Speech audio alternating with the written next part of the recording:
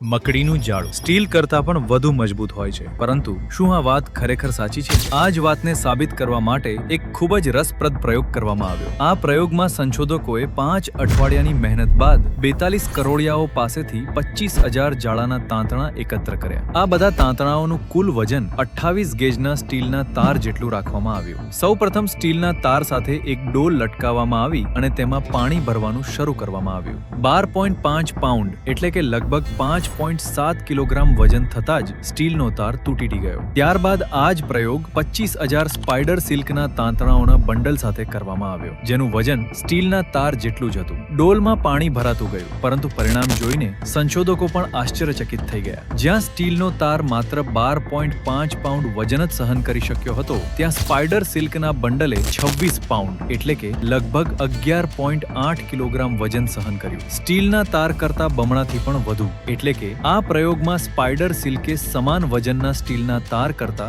નોંધપાત્ર રીતે વધુ વજન સહન કર્યું.